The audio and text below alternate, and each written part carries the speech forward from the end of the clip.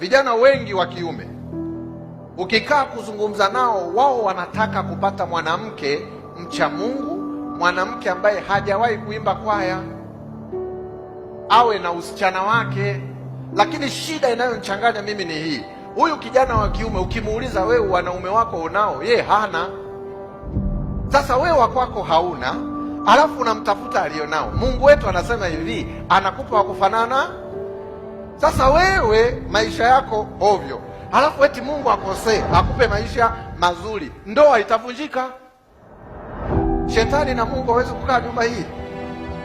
Kwa hiyo nisikilize, unayenisikiliza wewe msichana na wewe kijana, mwanaume anayepaswa akuoe ama mwanamke unayepaswa umuoe sio yule unayemtaka, ila ni yule wewe ulivyo.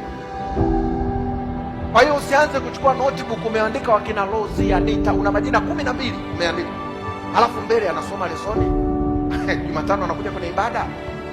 Wewe unasoma lesoni? Wewe Jumatano unakuja kwenye ibada? Wewe baada ya kumwangalia mwenzio unayemtaka, jiangalie wewe. Kuna kitabu fulani nilikisoma kinasema sheria 21 za uongozi. Kuna sheria moja inasema hivi, forces zinavutana, inaitwa attraction force.